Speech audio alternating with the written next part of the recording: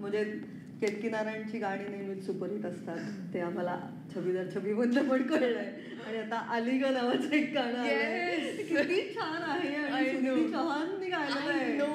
Please त्याबद्दल सांग. So आधी एक वेगळं, जेव्हा आम्ही शूट करत होतो तेव्हा एक वेगळं स्क्रॅच गाणं होतं आमच्याकडे आणि आम्हाला अजिबात आयडिया नव्हती की सुनिधी चौहान आमचं गाणं गाणार आहे वगैरे, किंवा मला तर अजिबात आयडिया नव्हती. आम्ही त्या जे आमच्याकडे एक स्क्रॅच गाणं होतं त्याच्यावर वी वर परफॉर्मिंग आणि डुईंग थिंग्स.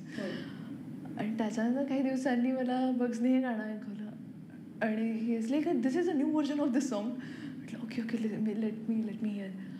आणि इट वॉज सुनिधी चौहान. आणि मी उड्या मारायला लागले. मी या कॉर्नर टू त्या कॉर्नरपर्यंत पळत सुटले की म्हटलं शेट. लहानपणापासून म्हणजे आपण सुनिधी चौहान आणि उर्मिला मातोंडकर ही कॉम्बिनेशनमधली गाणी ऐकत आलो आहे, किंवा म्हणजे सगळे सुपरहिट सॉंग्स जे अशा सगळ्या ॲक्ट्रेसेसला मिळाले. तर प्रत्येक अभिनेत्रीचं स्वप्न असतं की सुनिधीचं गाणं असावं. सिरियसली. आणि असं फुल आँखों में तेरे सपने असं वगैरे करत म्हणजे मी लहानपणी बाथरूममधनं बाहेर निघायचे की म्हणजे आणि फुल तिच्या आवाजामध्ये. आणि सुनिधी चौहानचा आवाज आपल्या व्हिज्युअल्सला मिळतोय. This is like a dream come true आणि इट्स जस्ट लाईक ब्लेसिंग. आणि I am feeling so blessed. Yes.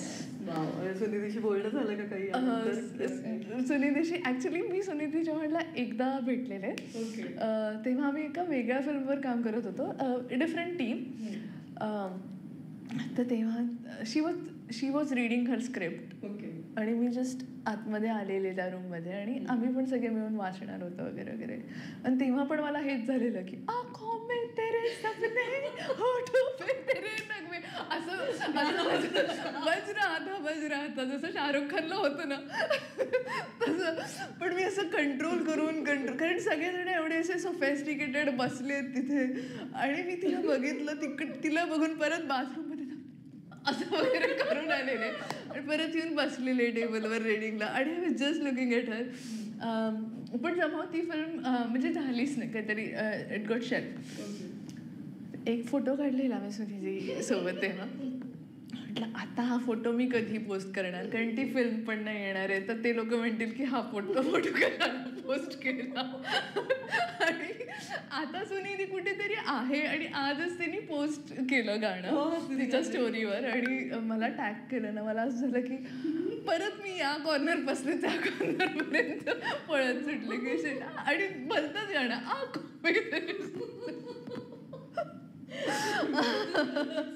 इतकं हे गोड सांगतेस, मला असं वाटतं की हे गोड स्वप्नपूर्ती आहे. आणि म्हणजे ज्या सुनिधीला तू टॅग करणार होती स्टोरीमध्ये, तिने आज तुला टॅग केलं आहे. कसं शक्य आहे म्हणजे. पण आय फील की या म्हणजे अगेन द मॅनिफेस्टेशन आणि किसी चीज को अब शिद्दत से चाहो वगैरे वगैरे परत सगळं फिल्मी म्हणजे फुल फिल्मी. पण खरंच आहे म्हणजे कायनात एक हो गई है सच में यार. मतलब आणि ते गाणं पण इतके लोक मेसेज करतायत आणि किती छान गाणं आहे. ते आली ग आणि ते म्हणजे काय म्हणतात का बॉलिवूड सिनेमात एक छान ही आली ग असं आपलं एक मराठी टच पण आहे. आणि त्या गाण्यात तू अपवाद दिसलीस. ते गाणंही छान झालंय.